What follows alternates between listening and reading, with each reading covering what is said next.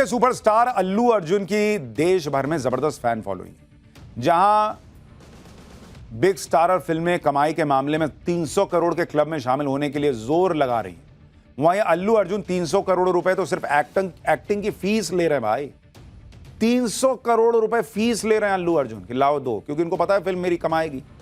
उनकी फिल्म पुष्पा ने सिर्फ साउथ इंडिया में नहीं बल्कि पूरे देश में कमाई के रिकॉर्ड तोड़ दिए। अब पुष्पा 2 ने तो एक हफ्ते में 1000 करोड़ रुपए कमा लिया, एक हफ्ते में 1000 करोड़।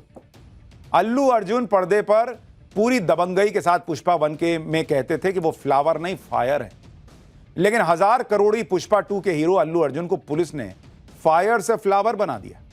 आज जब अल्लू अर्जुन के अरेस्ट की खबर आई तो उनके फैंस शॉक्ड रह गए कि अरे अल्लू अर्जुन गिरफ्तार हो गए।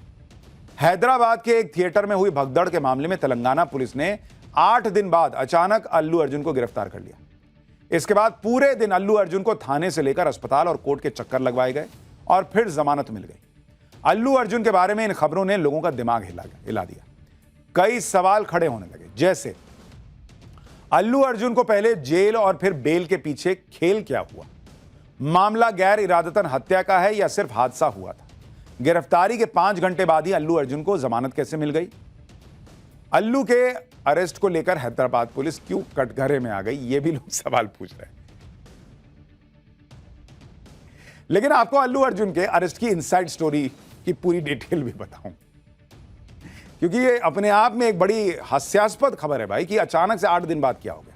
सबसे पहले आज ये तस्वीर देखिए, जब हैदराबाद पुलिस अचानक अल्लू अर्जुन के घर पर पहुंच गई। ये देखिए तस्वीर, पुलिस के सामने पुष्पा का स्टाइल, पुष्पा का कमिटमेंट और पुष्पा का जलवा सब धरा रह गया। बताया जा रहा है कि पुलिस ने अल्लू अर्जुन को उनके बेडरूम से उठा लिया, उन्हें कपड़े भी नहीं बदलने दिए और तो और उन्हें नाश्ता भी खत्म करने नहीं दिया गया। अल्लू अर्जुन ने एक जैकेट पहना जिस पर उनकी फिल्म का प्रमोशन था। टी शर्ट पर उनकी फिल्म का डायलॉग हिंदी में लिखा था, फ्लावर नहीं फायर है मैं। लेकिन पुलिस के सामने अल्लू अर्जुन का फायर नहीं दिखा। अल्लू अर्जुन को लेकर पुलिस जब पार्किंग में पहुंची तब उन्हें एक कॉफी पीने की इजाजत दी गई। अल्लू अर्जुन ने पार्किंग में खड़े होकर ही अपनी कॉफी खत्म की। ये देखिए, पार्किंग में खड़े होकर कॉफी पी रहे। इस दौरान उनकी पत्नी स्नेहा रेड्डी भी दिखाई दी।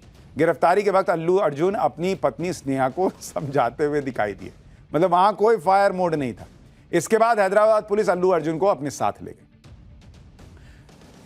गिरफ्तारी के इस पूरे ड्रामे के दौरान अल्लू अर्जुन और तेलंगाना के पुलिस अधिकारी के बीच बहस भी हुई। अल्लू अर्जुन ने कहा कि वो सहयोग करने के लिए तैयार है और हिरासत में लेने में कुछ भी गलत नहीं। अल्लू अर्जुन ने कहा कि बेडरूम में घुसकर जिस तरह से उनको ले जाया गया वो थोड़ा ज्यादा हो गया। हालांकि हैदराबाद पुलिस के ऐसे रवैये के बाद भी अल्लू अर्जुन ने पुष्पा वाला स्वैग नहीं दिखाया और चेहरे पर मुस्कान लिए बड़े आराम से पुलिस के साथ चले गए। अल्लू अर्जुन को उनके घर से दोपहर 12 बजे गिरफ्तार किया गया, जहां से उन्हें चिक्कड़पल्ली पुलिस स्टेशन ले जाया गया। हिरासत में लेने के बाद अल्लू अर्जुन का बयान दर्ज किया गया। अल्लू अर्जुन के खिलाफ बीएनएस की धारा 105, 118(1) के तहत मामला दर्ज किया गया है। यह गैर जमानती धारा है। फिर उन्हें मेडिकल चेकअप के लिए अस्पताल ले जाया गया।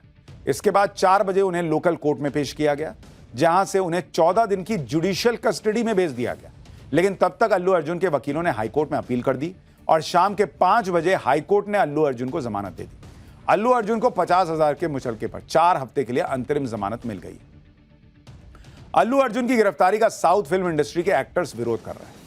बॉलीवुड एक्टर्स ने भी कहा कि हादसे के लिए सिर्फ अल्लू अर्जुन को जिम्मेदार ठहराना ठीक नहीं है। एक बार सुनिए इस पर क्या रिएक्शंस आए।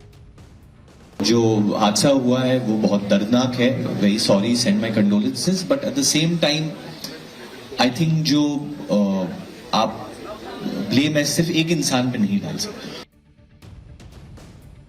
रश्मिका मंदाना ने भी ट्वीट पर अल्लू अर्जुन की गिरफ्तारी पर हैरानी जताई। उन्होंने लिखा कि मुझे यकीन नहीं हो रहा है ये मैं क्या देख रही हूं। ये देखना दुख की बात है, एक ही शख्स पर इसका सारा इल्जाम मढ़ा जा रहा है। अरेस्ट का ये पूरा मामला या पूरा ड्रामा 5 घंटे चल पाया। इतनी देर में ही हैदराबाद पुलिस के दावों की पोल खुल गई।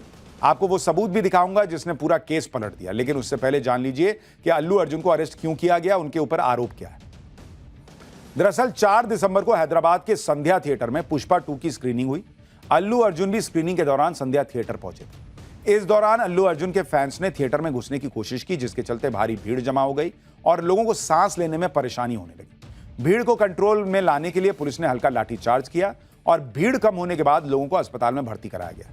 लेकिन इस दौरान अस्पताल में एक महिला की मौत हो गई। भगदड़ में महिला की मौत पर अल्लू अर्जुन ने दुख भी जताया था। पीड़ित परिवार से मिलने और 25 लाख रुपए की मदद की पेशकश भी की थी।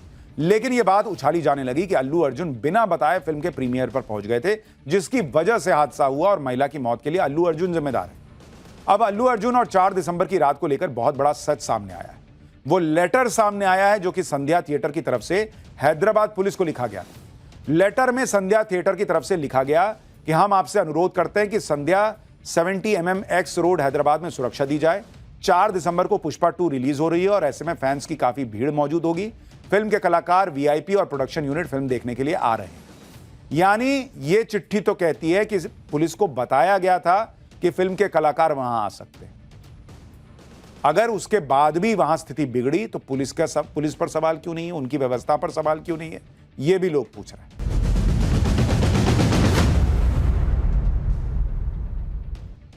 प्रधानमंत्री नरेंद्र मोदी की सोच बड़ी है, उनके काम बड़े हैं और जिस काम को वो करने का ठान लेते हैं उस काम को करने का लेवल अलग लेवल पर ले जाते हैं। कोई नया काम शुरू करना हो, कोई स्कीम लॉन्च करनी हो, कोई इवेंट करवाना हो, पीएम मोदी जो भी करते हैं भव्य तरीके से करते हैं। इतने ग्रैंड लेवल पर काम होता है कि हर कोई देखता रह जाता है। चर्चा होती है, जो वो चाहते हैं कि चर्चा हो, भारत की चर्चा हो, भारत के गौरवशाली इस प्रयास की चर्चा हो। जैसे भारत में जब पीएम मोदी ने G20 समिट कराया था, आपको याद होगा, बस पूरी दुनिया देख के हैरान रह गई कि क्या जबरदस्त समिट हुआ है। इसी साल जनवरी में जब अयोध्या में राम मंदिर बनकर तैयार हुआ, उसका उद्घाटन कितने ग्रैंड लेवल पर हुआ था। इसी तरह से अब महाकुंभ को भी पीएम मोदी एक ग्रैंड लेवल पर ले जाने का प्रयास कर रहे हैं, क्योंकि यह पहली बार है जब मोदी राज में महाकुंभ होने जा रहा है। भाई 2012 में हुआ, उसके बाद अब हो रहा है।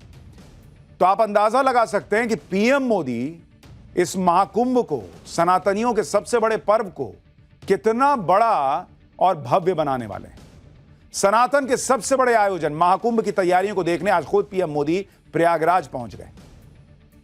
5 घंटे प्रयागराज में रहे। इसके बाद सीएम योगी और उनके अधिकारियों से कुंभ की तैयारियों को लेकर एक अपडेट लिया पीएम ने कि अच्छा बताइए योगी जी क्या क्या हो रहा है, अच्छा ये कैसे होगा, वो कैसे होगा। इस दौरान पीएम मोदी ने साधु संतों से भी मुलाकात की ताकि कुंभ के दौरान उन्हें किसी तरह की परेशानी ना हो। इसके बाद पीएम मोदी प्रयागराज के सभी धार्मिक और आध्यात्मिक स्थलों पर गए और वहां पूजा अर्चना की। यह सब देखकर आपको लग रहा होगा कि पीएम मोदी एक आध्यात्मिक यात्रा कर रहे थे, लेकिन इस दौरान वो पूरी दुनिया को कुंभ यात्रा के लिए गाइड भी कर रहे थे। पीएम मोदी ने इस दौरान यह बता दिया कि संगम में स्नान करने के बाद उन्हें प्रयागराज में किन किन धार्मिक स्थलों के दर्शन करने हैं। साथ ही आज पीएम मोदी ने प्रयागराज में कई विकास योजनाओं की घोषणा की और लोगों के साथ जनसंवाद भी किया। दरअसल पीएम मोदी ये मानते हैं कि उन्हें पहली बार प्रयागराज में महाकुंभ आयोजन करवाने का मौका मिला है और इससे पूरी दुनिया को सनातन का सबसे बड़ा संदेश दिया जा सकता है। इसलिए पर्सनल लेवल पर हर तैयारी को वो खुद देख रहे हैं। आगे बढ़ने से पहले आपको पीएम मोदी की महाकुंभ वाली यात्रा की एक झलक दिखाता हूं, फिर आपको बताऊंगा कि इस महाकुंभ में मोदी का प्लान क्या है।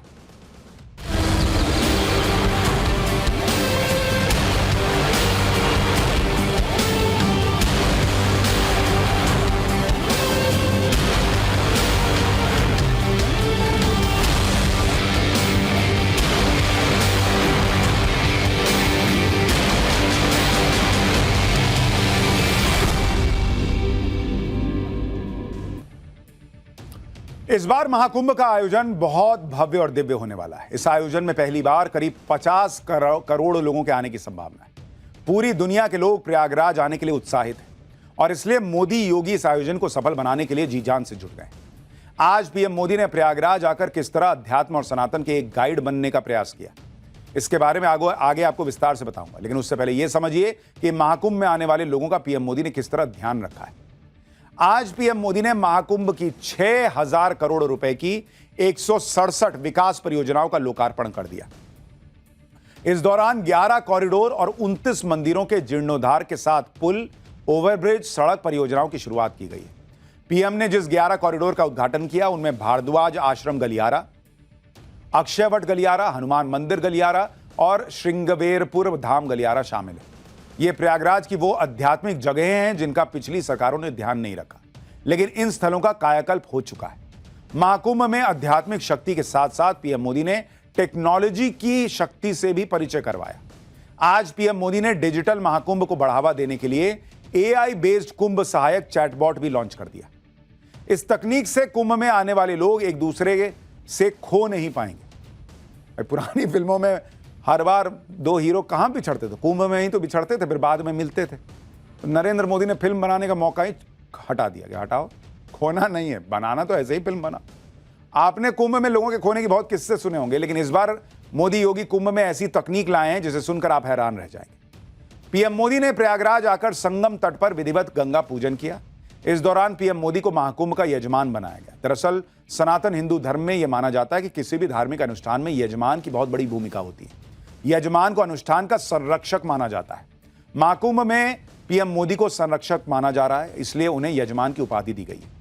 गंगा पूजन के दौरान पीएम मोदी ने कुंभ कलश भी स्थापित किया। इस दौरान उनके साथ सीएम योगी और यूपी की राज्यपाल आनंदीबेन पटेल भी मौजूद थी। गंगा पूजन के पहले पीएम मोदी ने महाकुंभ में आने वाले साधु संतों और अखाड़ों के प्रमुख संतों से मुलाकात भी की। महाकुंभ में लाखों की संख्या में साधु संत आते हैं और शाही स्नान करते हैं। इस पूरे आयोजन में साधु संतों को कोई परेशानी ना हो, इसलिए पीएम मोदी ने उनसे भी बात की कि आप बताइए आपको क्या लग रहा है और क्या कर दें। अच्छा, क्या तकलीफ आती है, क्या लगता है, क्या होना चाहिए, सब पूछ लिया भाई। आपको यह भी जानना चाहिए कि प्रयागराज यात्रा के दौरान आज पीएम मोदी किस तरह आध्यात्मिक पर्यटन के गाइड बने हुए थे। इस यात्रा के दौरान पीएम मोदी सनातन धर्म के सबसे बड़े प्रतीकों में से एक अक्षय वट वृक्ष के दर्शन करने गए। आप जानकर हैरान रह जाएंगे कि कोई बरगद का सामान्य पेड़ नहीं है ये। इस वृक्ष के बारे में हमारे शास्त्रों में भी वर्णन मिलता है। इसके पौराणिक महत्व को बताने के लिए पीएम मोदी ने यहां अक्षयवट कॉरिडोर बनवाया है।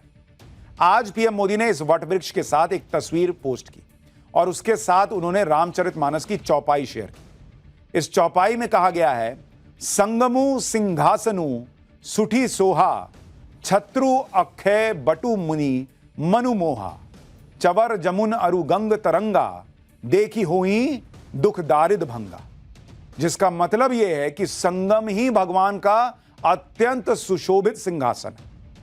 अक्षयवट छत्र है जो मुनियों के भी मन को मोहित कर लेता है। यमुना जी और गंगा जी की तरंगे उसके चवर हैं, जिसे देखकर ही दुख और दरिद्रता नष्ट हो जाती है। मैंने आपको कहा ना कि पीएम का यह बड़ा फोकस रहता है। ऐसा नहीं कि मैं गया पूछ के आ गया, भाई वो तो बुला लेते अधिकारियों को, वहीं ले लेते अपना डिटेलिंग की क्या तैयारी है बताओ। अब वो ये जो कर रहे हैं ना, इससे देश भर में, दुनिया भर में लोगों को मैसेज जाएगा कि वहां जाना है, महाकुंभ में शामिल होना है, ये काम भी करना है, अपनी संस्कृति को पहचानना है, सनातन को जानना है। और इकोनॉमी का तो लेवल अलग ही है। आपको बताया ये पहले भी मैंने कि कैसे जो अलग अलग मंदिर स्थापित हुए, बेहतर और भव्य बने, काशी विश्वनाथ हो, दूसरे मंदिर हो, कैसे पूरी इकोनॉमी वहां पर चमचमा गई। तो अब ये आप सोचिए कुंभ में कितना पैसा आने वाला है जब इतने 50 करोड़ लोग आएंगे, और गरीब आदमी तो कमाएगा। आपको अक्षय वट वृक्ष की पौराणिक मान्यताओं के बारे में भी बताता हूं। सनातन धर्म को मानने वाले लोगों के लिए अक्षय वट वृक्ष किसी भी मंदिर या भगवान से कम नहीं है। ऐसी मान्यता है कि अक्षय वट के वृक्ष का कभी अंत नहीं हो सकता। धार्मिक ग्रंथों के मुताबिक जब सृष्टि का विनाश हुआ था, तब भी भगवान विष्णु इसी अक्षय वट वृक्ष के एक पत्ते पर बाल स्वरूप में विराजमान थे। यह भी मान्यता है कि रामायण काल के दौरान जब भगवान राम जंगल जा रहे थे, उन्होंने भी इस वट वृक्ष के नीचे विश्राम किया था। यहां से जाते समय माता सीता ने भी अक्षय वट को कभी न नष्ट होने का आशीर्वाद दिया था। प्रयागराज के 5 तीर्थ नायकों के रूप में भी अक्षय वट की गिनती की जाती है। यही वजह है कि इसके पौराणिक महत्व के बारे में दुनिया के सामने रखने के लिए उसको पीएम मोदी ने यहां एक कॉरिडोर बनवाया है। आज प्रयागराज से पीएम मोदी ने पूरे दुनिया को महाकुंभ के लिए आमंत्रण दिया है एक तरीके से। इस दौरान उन्होंने क्या कहा, पहले वो सुनिए, इसके बाद कुंभ में पीएम मोदी की लिस्ट में और कौन सी जगह हैं जो वो चाहते हैं कि दुनिया देखे, सनातन की ताकत समझे, उनके बारे में बताऊंगा। लेकिन पहले पीएम को सुनिए। तीर्थराज प्रयाग यानी चारी पदारथ भरा भंडारू, पुण्य प्रदेश देश अति चारु। अर्थात जहां धर्म, अर्थ, काम, मोक्ष चारों पदार्थ सुलभ है, वो प्रयाग है। प्रयागराज केवल एक भौगोलिक भूखंड नहीं है, ये एक आध्यात्मिक अनुभव क्षेत्र है।